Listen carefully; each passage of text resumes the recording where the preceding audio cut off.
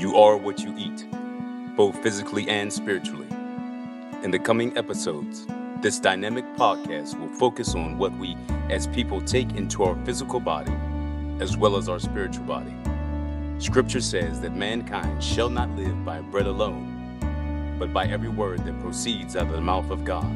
Matthew 4:4. Each episode is designed to wake up the called and shake up the dry bones scattered around the world, for the purpose of opening the eye of what is taken into the physical and spiritual body. The light of the body is the eye. If therefore thy eye be single, thy whole body shall be full of light. But if thy eye be evil, thy whole body shall be full of darkness.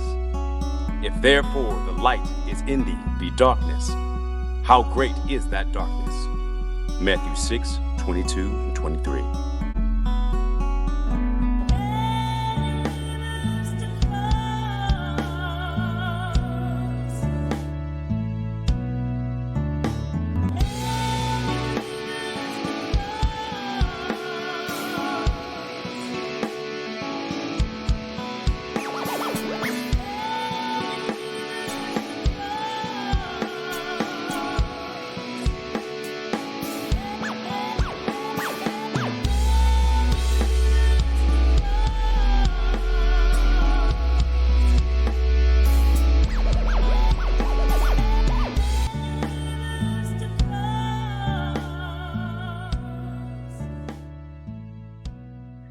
Shalom, shalom, everyone. Shalom, Good. Quiz.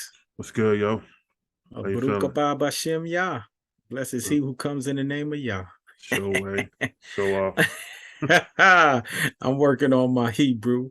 But I'm just happy to be here, man. I'm just happy. It's been a convoluted weekend, but Lord knows this is our sanctuary, and I thank God for it. So how's your weekend been out? Man, just been resting. Just resting, taking it all in, spending time with the fam. You know, as you get older, you do less. Yeah. I always say the older you get, the more you give and the less you get. Somebody says once, the older you get, the more you used to say I used to. Man, I used to do. Oh, instead of let's do, and we Let's go do. to I used to. to. So shalom family. Like we always state, this is believers in Christ, Yeshua HaMashiach channel, disciples of Christ, the disciplined ones. And I am grateful and I thank Yah for allowing us to come to you again with another episode. And I believe you're going to be excited about this episode. The title of this episode is The Secret Relationship Between Dreams and Food. The secret relationship between dreams and food. I wonder what title did that come from, of what book? But nevertheless, I want no trouble. Hey, I start fires for the smoke. So Quiz, what this title mean to you? What this title mean to you, Quiz? What this title means to me is that there is, and we've been talking about this, there is some sort of correlation between what we eat and how we sleep. You know, pretty much what we may dream about, that sort of thing. So there's some correlations. We're just gonna try to open up some dialogue about it. You know what I mean? Right. There's also correlations between what we listen to in the music or what we see. You know, this is our ministry, and we're trying to edify one another. We don't claim to know everything, right? But you know, let's talk about some things, open up some dialogue, see what happens. And it's funny you say that, Quiz. You said the correlation between the music we listen to, and that can be traced back, especially knowing that Lucifer was the minister of music in the Bible, as scriptures say.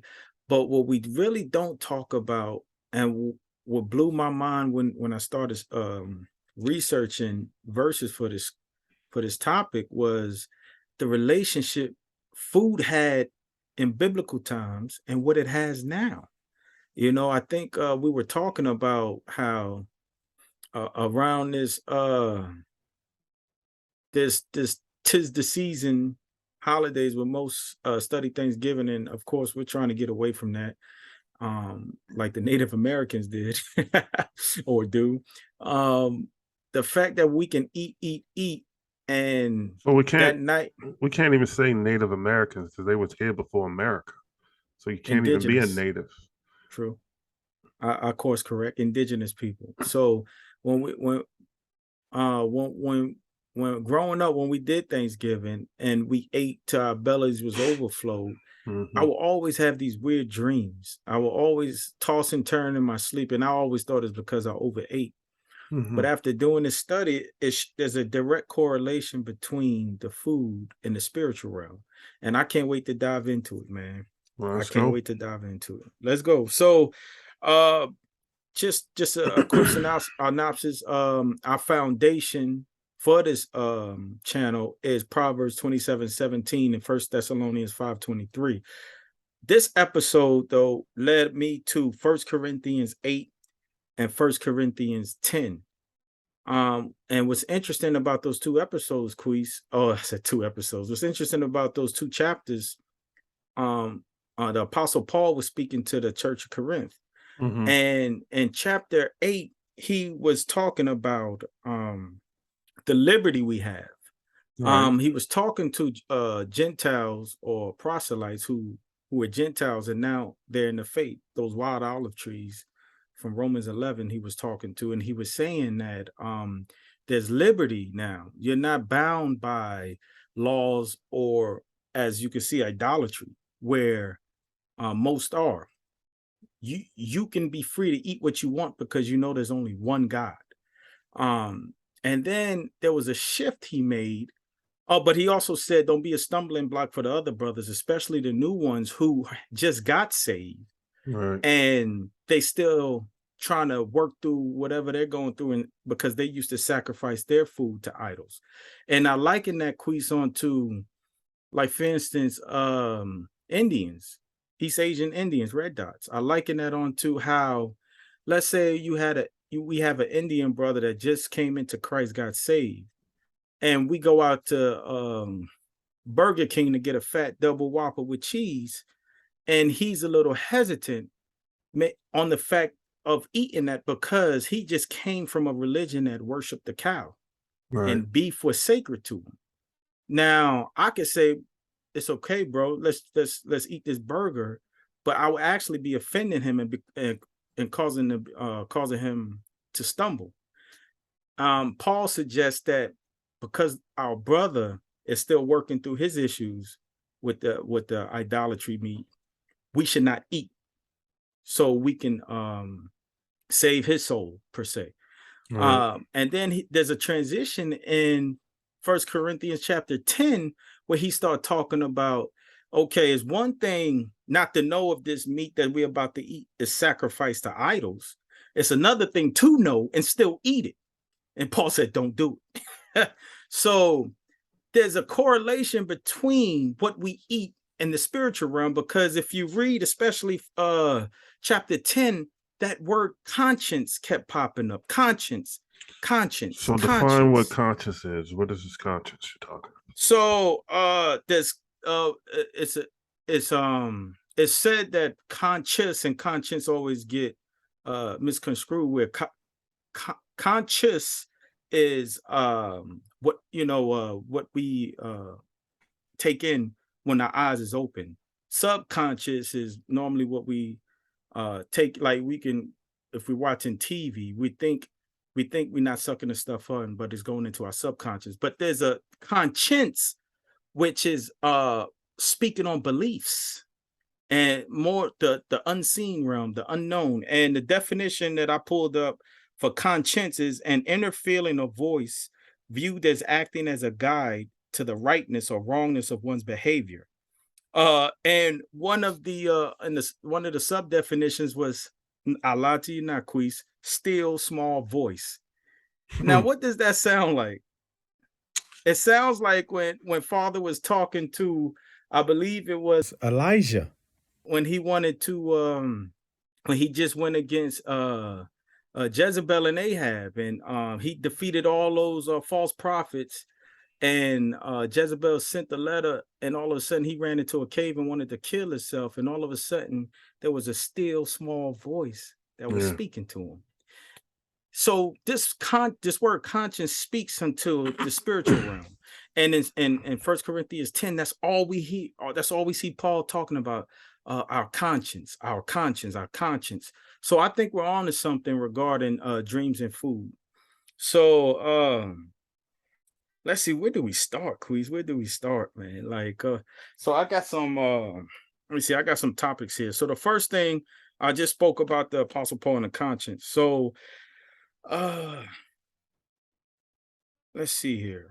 Okay, first thing, so okay, so more scriptures that I can think of, or some practical things we do that we're not know where actually sacrificing or worshiping idols is what we drink as well. That word libation. Have you ever heard of that word libation, Queez? Yeah. Yeah. So what's the first thing that pop in your mind when you hear that word libation? Some sort of spiritual concoction that witches do. Libation. If you research the definition of what it is, that's pretty much what it is. Yeah, I got it right here. Hold on, let me read the definition, Queez. A drink poured out as an offering to a deity. Yeah.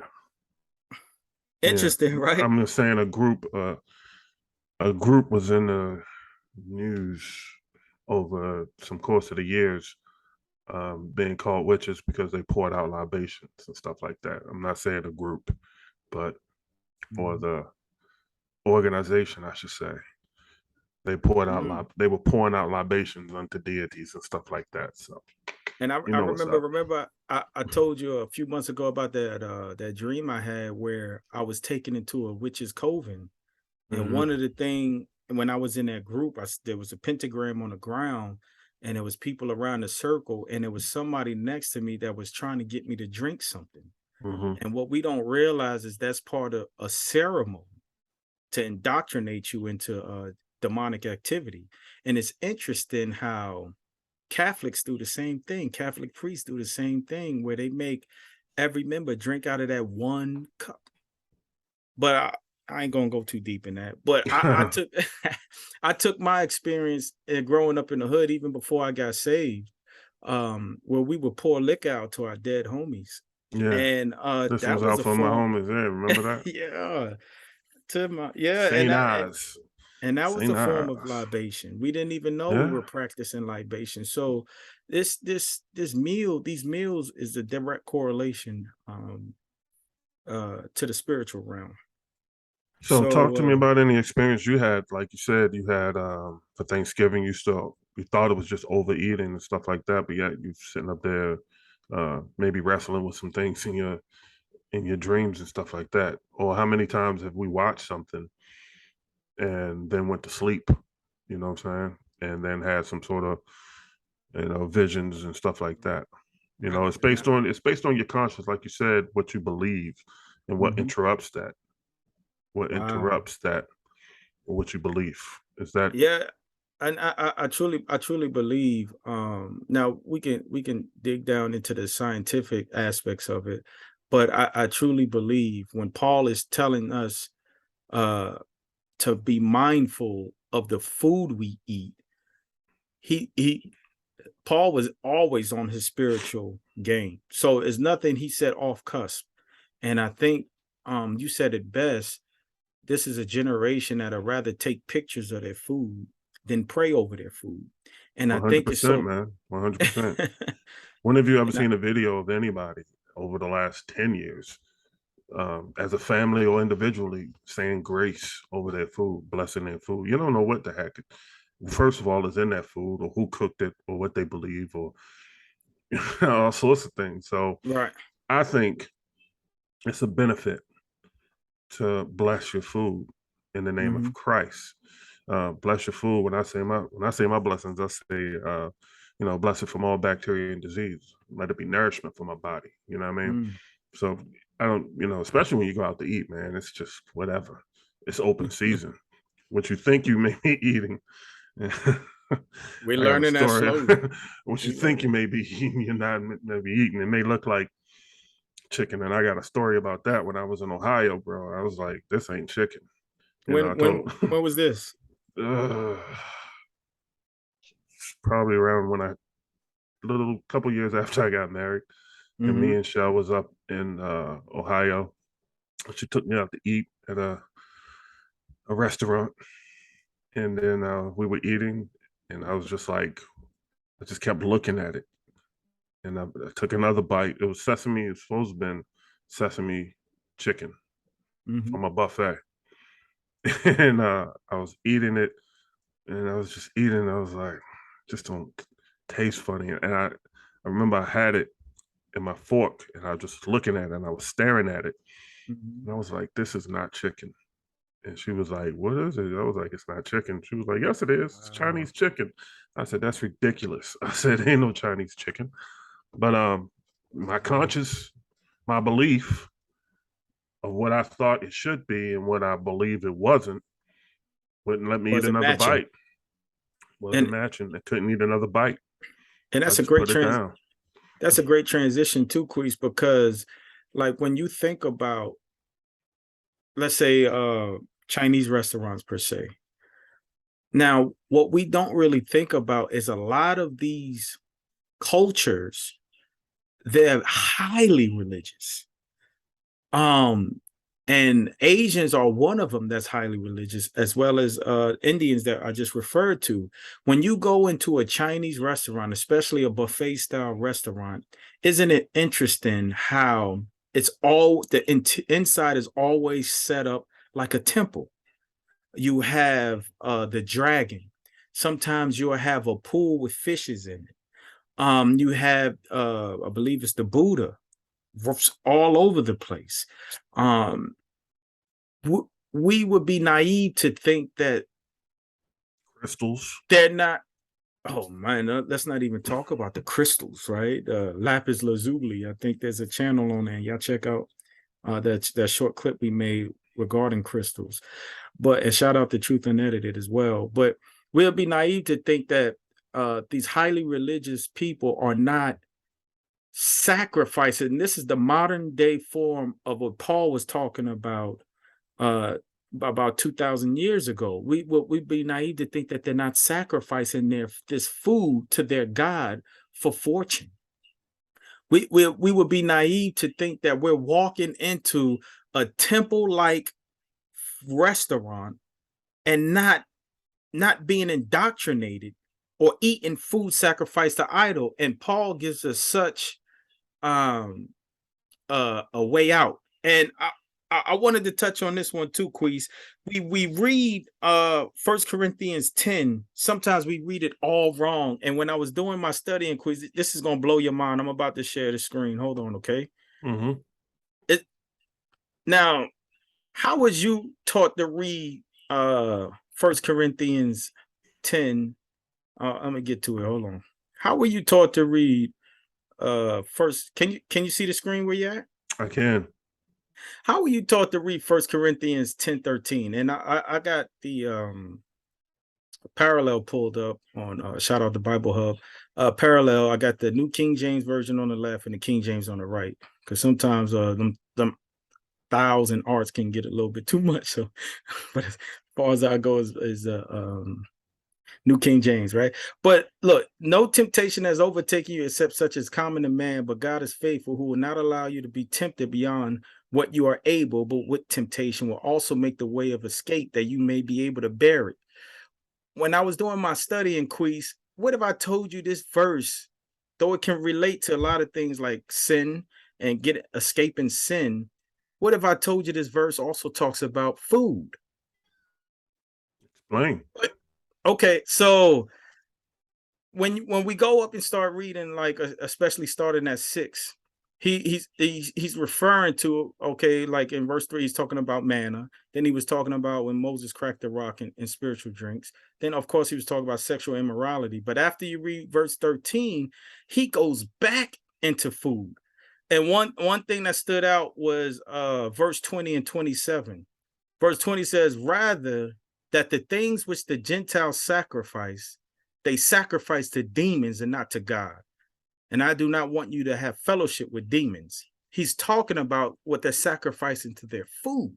Like the Chinese restaurant we were referring to.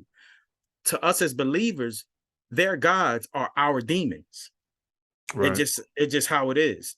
And then when you scroll down to 26 or 25, eat whatever is sold in the meat market, asking no questions. There that word again, Queez, conscience sake. Yeah. He's talking about having freedom in what we eat and not have to vacillate between should we eat this, should we not eat this. As believers, we're not in bondage. So I definitely understand that. Then he goes to 27. If any one of those who do not believe invites you to dinner and you desire to go, eat whatever is set before you, asking no questions. There that word again, for conscience sake. Right. But if anyone says to you, this was offered to idols, do not eat it for the sake of the one who told you, and for the conscience sake, for the earth is the Lord's and its fullness. So how many of us are going to what we're talking about, since we're on topic of the China style buffet restaurant? We done paid our $16 per person to eat at this all you can eat Chinese restaurant. And the waiter comes to you at the table and he says, oh, we got a great menu of rib tips. And it's so awesome. The sauce is good. And what's going to make it extra good is we just prayed over it to our God, Buddha, or whatever.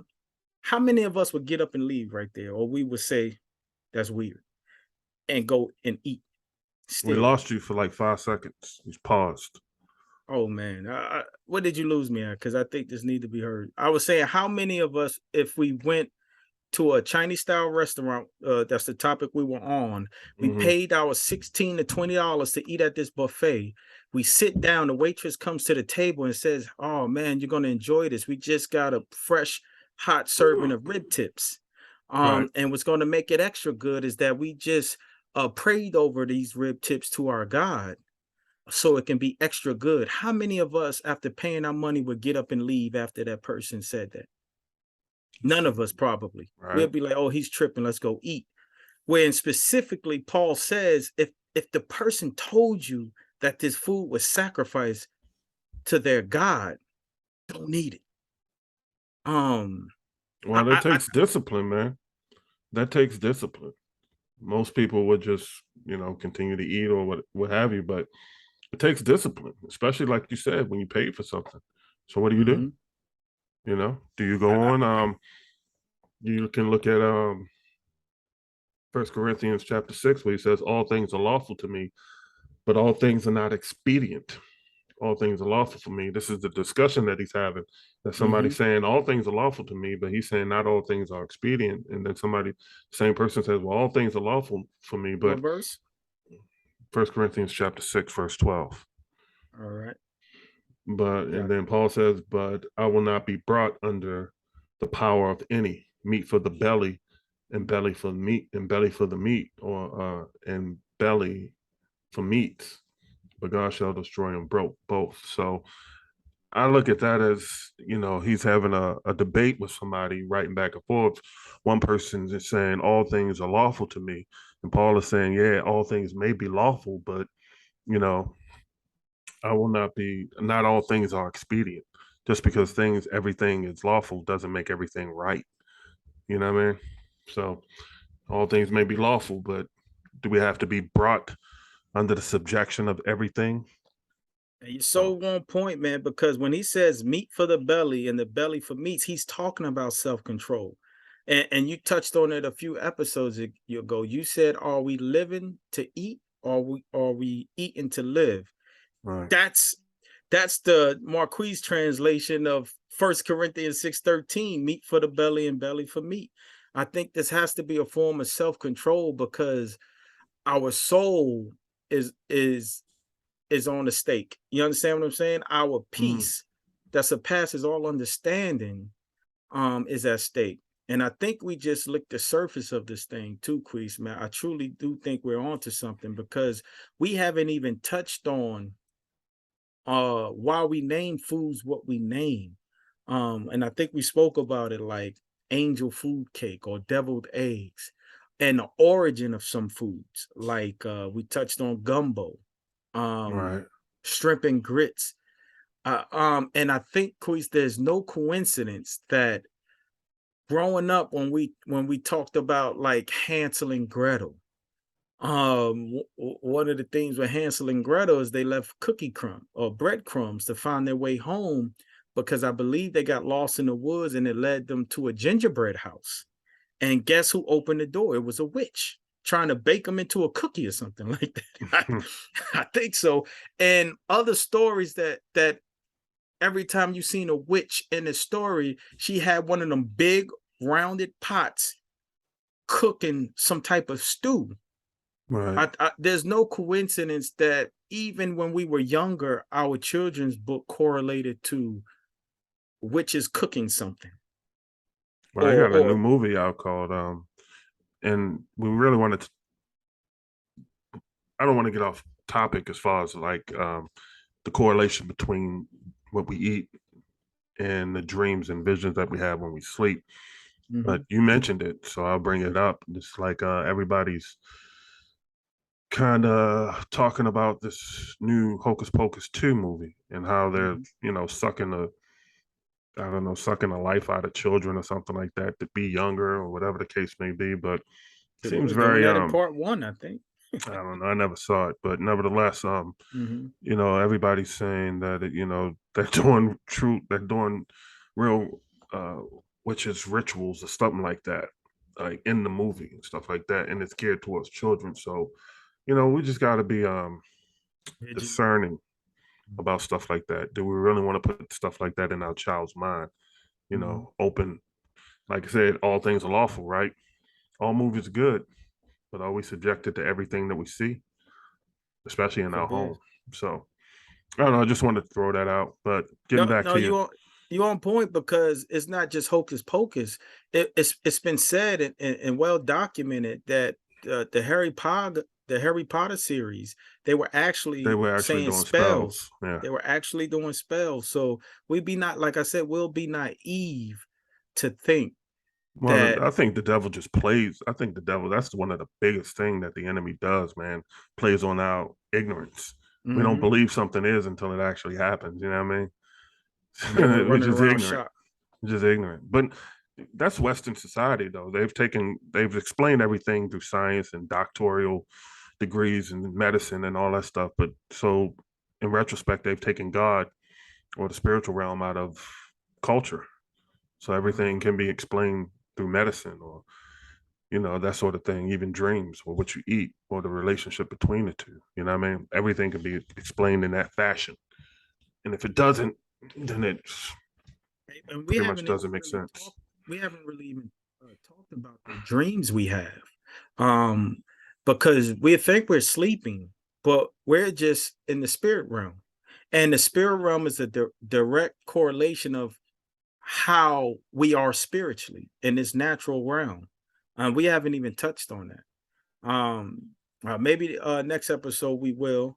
But I think more of this needs to be said because we have to start watching what we eat, not just from a natural perspective, but from a physical perspective as well. Because you know, we may be on this earth maybe 80 years, 100 if you're really blessed. God only said we was going to be on this earth for 120 years after the fall. And then I think when we was really cutting up, he knocked another generation off, which was 40 years. That's why you see most people living to about 80 years old. Yeah, but what's the purpose of a long life if you never did? You know what I mean? Personally, I'd rather live a fulfilled life than a long life because you could be 100 years old and never fulfill the purpose that you were here for. You know what I mean? So, you know, you can, you know, the Bible says, you know, life has trouble built in it. You know, who wants to live 100 years of all this freaking stupidity in the fallen world? Not saying it's not, you know, life is good. Life is a gift, rather. Life is not all good, but it's a gift. And I'm not trying to curse myself and speak death on me, but I'm just saying I'd rather live a purposeful life and a fulfilled life than a long one. You know, you could be 100 years and not do what you're supposed to do.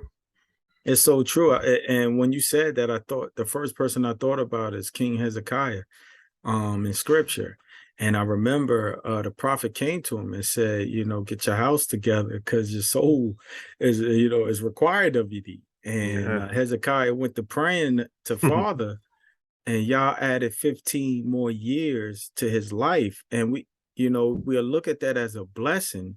But when we really study the scriptures, in those 15 years, Hezekiah had two sons who was one of the most wickedest princes and kings in the kingdom of Judah. You understand what I'm saying? So what did that long life really do? You understand? So I totally agree. Like I think sometimes we act like this is because we don't know what to expect on the other side of this thing. That's why the just shall live by faith, And not You understand what I'm circumstance. saying? Not Just shall live by circumstance. faith, man. Don't get me in a poetic mode. But who knows? A year ago or 2 years ago, I would have never done this. I told you I'm not the type of person to be. On a side note, let's get back. I'll just say this, and we'll get back to the topic. 2 years ago, it's always been a desire in me to do ministry in some way, shape, or form in an artistic form. I got freaking hundreds of beats and poems and stuff that I wrote, books and this, that, and the other. I never published. Spoken word. Look for it. Spoken word is out. Answer Check the out call. the playlist. Answer the call. Answer the But call. for those who don't know, only those who are closest to me, I died last year, 2021. That, and obviously I came back. Well, God saw fit to bring me back, and Oh, you're I'm not at transfiguring right now. This is actually nah, I'm not astral projecting or anything like that. But it brings everything, and I've been in a lot of tragic situations, but everybody said, and I didn't know. People had to tell me that I was gone. To me, it was a day. This is the next day, but everybody said it was a week. It was a good sleep. That was It's good sleep. Came back refreshed, but it puts things in perspective. Like, have I done everything that I really wanted to do, what I'm purpose for, what God called me to do? You know what I mean? And it's just like me putting out my spoken word for the first time on the World Wide Web. I've never done that before. I've always kept it. Like I said, I got hundreds of daggone stuff, and I could just put out a catalog, boom, boom, boom, boom, boom. But it takes away the fear. When you pass away and you come back and you put things in perspective, it takes away the fear and understanding that life is just more than you. It's what you leave behind. It's legacy. I think every man, every man at some point in his life thinks about that. What legacy do you want to leave behind? Right. So getting back on topic. No, you so true, because when you said life is just more than what we're doing now, it speaks to when Christ was talking to his disciples in Matthew 6. Remember, he was talking about don't worry about what to eat or drink. I believe it was Matthew here. Let me share my screen. It was Matthew 25. So once again, we see Christ edifying us on tomorrow is sufficient of itself. Tomorrow has good in it, has evil in it. Tomorrow is sufficient in and of itself. So who can add anything thinking of worrying about tomorrow? You can't add a car, you can't add money worrying about tomorrow. Right. You know what I mean? So why are we even thinking about it? Can you see it right here, Quiz? Yeah, I can see it. Matthew 6:20 said, "Therefore I say to you, do not worry about your life, what you will eat or what you will drink, nor about your body, what you will put on. Is not life more than food, and body more than clothing?" Oh my goodness. I mean, like you hit it spot on, Quiz. You hit it spot on. So what I'm doing now is I'm focused and concentrating on what I can leave behind and how I can touch my friends and those who don't even know me, because I'm not big on social media and stuff like that. But I'm just trying to figure out what I can do to glorify God at the end of my life, period. During and the end. That's it. So if this is something that I can give God the glory in, so be it. I'm doing it. Right. But there is a relationship between what we eat and what we dream, you know. Right. And on the flip side, I think what was I the cause of somebody's bad dreams? Mm. Or as Paul said, was I the cause at one point of somebody's stumbling block? Mm. Because one thing we don't want to be as believers is somebody's stumbling block.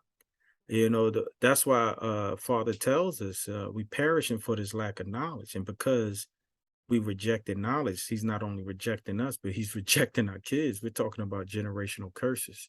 So that's why if we read First Corinthians, he was talking about knowledge just puffs up. Knowledge just puffs up, and you say it all the time. So we're trying to get a foundation in scriptural knowledge, biblical knowledge, get the mind of Christ, so we can do better, Well, when you say, live better, and this eat isn't better. about food per se, but this is about an experience that I've had, and you can change a lot of things. You can't change your experience. Right. You can have an opinion about a lot of things, but once you experience something, and you can't really be ignorant of it. But I told you before about our failures to procreate, about our to carry full term our children Mhm. 3 times. 3 times. Can never make it past that third to fourth month. We Mhm. had a miscarriage, and a miscarriage. Well, I say that to set up this. Back in the day, I used to listen to a group, and I'll tell you the name in a minute. But this group really didn't have anything to do with quote unquote demonic. And it was a rock and roll alternative band, stuff like that. And I liked them. I liked them. They were good, and this, that, and the other. I liked their music. And one day, a long time ago, when I used to listen to them, I was like, "What does that name mean?" So I looked it up, and this is the difference between knowledge and conscience, right? Right. So I looked it up, and I said, "What?" And it was an evil spirit that has sex with children, an evil male spirit that has sex with children. And I said, "No way." I was like, The this. Incubus, I think, right? Whoa, you said it, not me. That's the name of the Yeah. group. But that's the name of the group. And Incubus. yeah, Wow. Incubus. So I used to listen to them, even knowing, and I justified it by, this is before I was even married. And I justified by saying, hey, they're not, I don't hear anything, demon worship and sacrifice out of this, that, and the other, blah, blah, blah. So Mhm. I justified like that. So when I got married, of course, I had that CDs and this, that, and the other. And like that small, still voice that we all hear and we ignore. I kept hearing something saying within me, get rid of those CDs. You know the name, even though, you know what I'm saying? They're not saying, Wow. well, we worship, say this, that, and the other, but the name, the content of the name meant Wow. something. Power in the name. That's Power in why the at name. every name, that's why at the name of Christ, every knee shall bow. Every tongue shall confess. Mm. So, um, so having said that, we all know what an incubus is now. An evil spirit that has sex with children in their sleep. So you put that together with that knowledge, knowing that we cannot go to full term, we can never make it past 3 or 4 months, 3 times. I go through my my transitions of getting rid of all the CDs and stuff like that. Stop listening to them on all platforms, this, that, and the other. Fast forward about 2 years later, boom, fine. We finally got our first son, full term. Well, not full term. He was still premature, but a month. And like I said, you can't make stuff like that up. Direct correlation. Direct It's amazing correlation. how people can believe in everything but what they supposed to believe in. If that makes Mhm. sense, It you know what does. I mean? We explain everything away that's spiritual and Christ and God like, but yet we believe in everything but that. I Right. don't know what I'm trying to say, but it's just funny. But for And me, like a magician floating, we can believe that, oh, he has magic powers to float like that. And some would say, well, we got to figure out how he did it.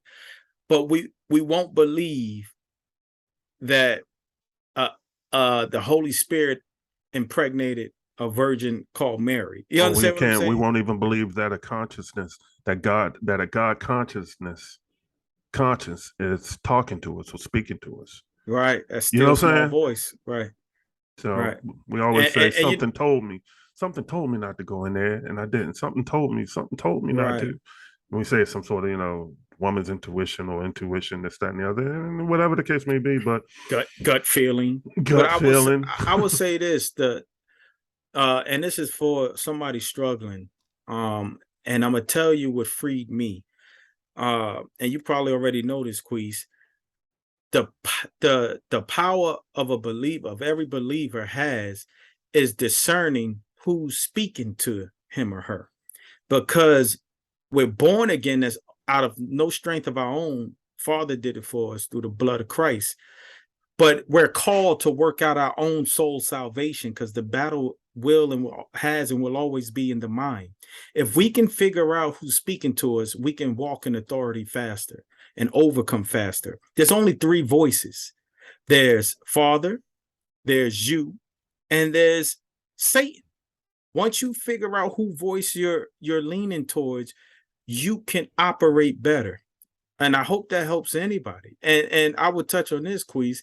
If just the name of a rock band caused infertility issues, imagine eating a certain food causing not only fertility issues but life issues. I think it's not just I do, and I think it's not just eating any type of food, but eating a food that may be sacrificed to idols. I think that may be the biggest thing. Wow. And that's one of the reasons, you know what I mean? Everybody eats shrimp or steak or freaking Pop-Tarts.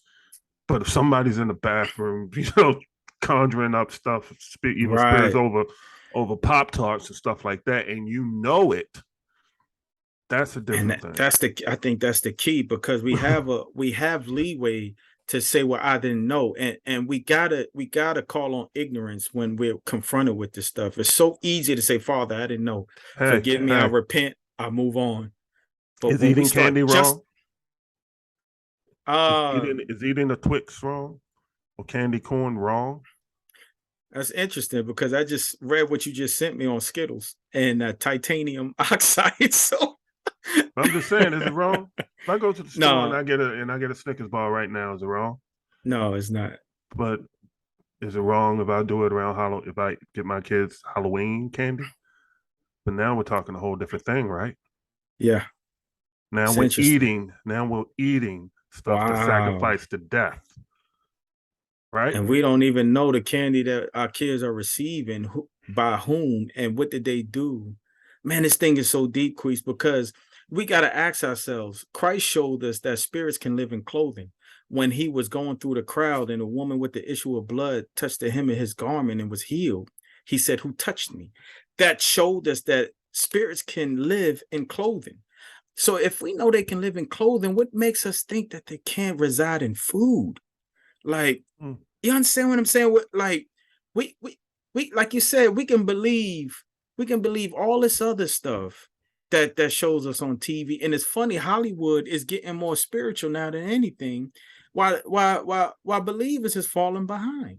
But if we can believe that, why can't we believe this? And it goes to show what you said about that rock band, Queese, because you don't know how many women I met with fertility issues. And it's because I believe it's because of their womb is polluted. Now we can talk about, she's probably smoking too much weed, that's why she's not getting impregnated. But we can also talk about, what are you eating? Queese, you ever ask yourself, how come when we go to the Chinese restaurant and order that shrimp fried rice and chicken wings, why are they not eating their own food? You always see them eating something totally different than what they're giving us. Like they on break eating a salad. Like, yo, my man. Or the old man, or the old man eating rice and cabbage or something. Why he not eating fried chicken wings? Why she's not eating the fried rice that they serving us? I don't That know. we gotta ask those questions. We have to ask. We're dying due to this lack of knowledge, but we're dying because of ignorance too. You know what I mean? But the world teaches ignorance is bliss, Queef. It's okay to be ignorant. Okay. It's the Bible teaches ignorance to get you killed. Yes, and we're sir. dying. And we're dying. Well, that's what we're trying to do, man. We're trying to edify. Like I said, we don't try to know everything, but we're opening up a dialogue. We're trying to discuss. We're trying to edify the body, trying to edify our soul and spirit. And you can change opinions all you want, but you can't change what you experience. You know what I mean?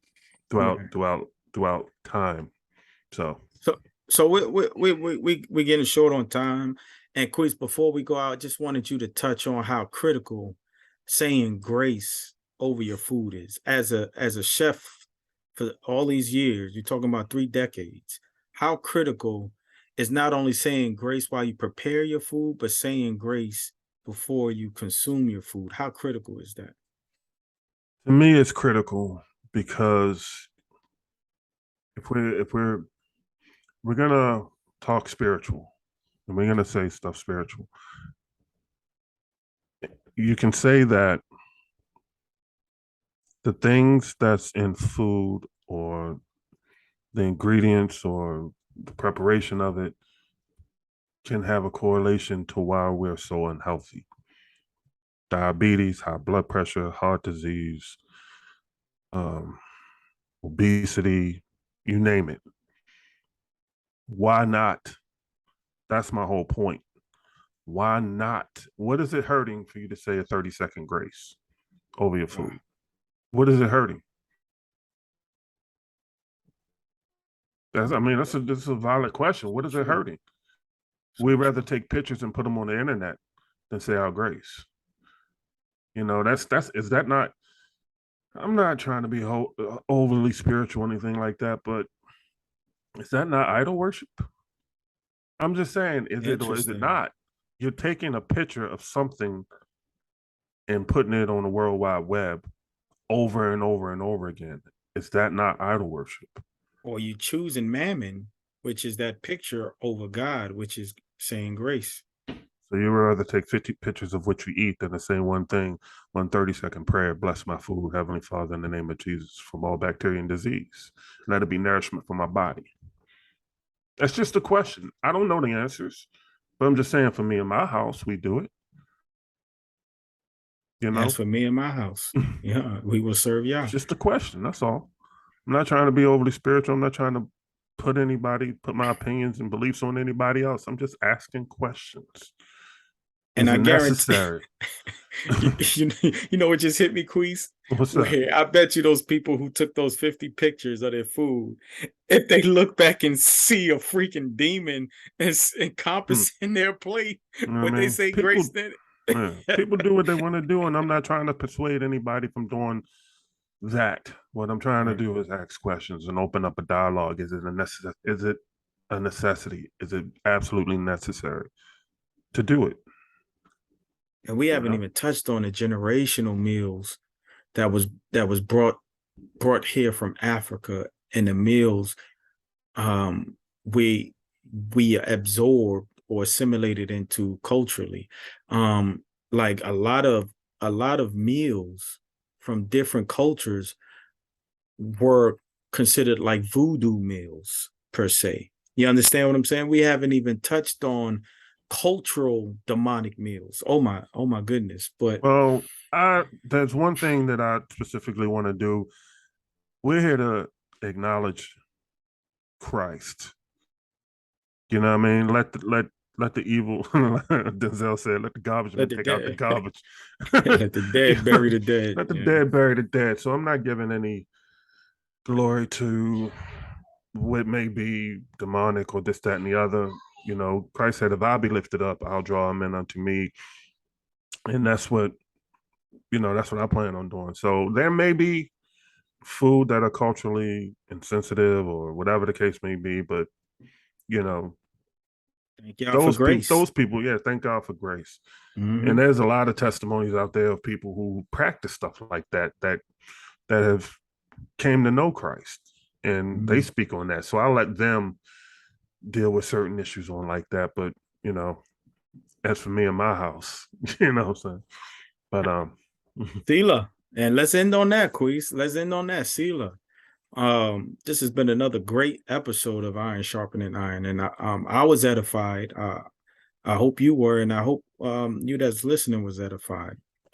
But I'm Samson. I'm Marquise, and I just want to say, people, I'm not trying to convince anybody of anything. Just test the spirits and see if they be of God. Study to show yourself approved. That's it.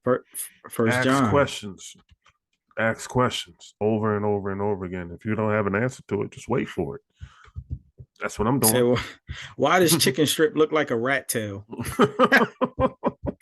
Hey, this is Iron Sharpening Iron. I'm Samson. I ain't messing with you, bro. I ain't messing with you. Deuces, people.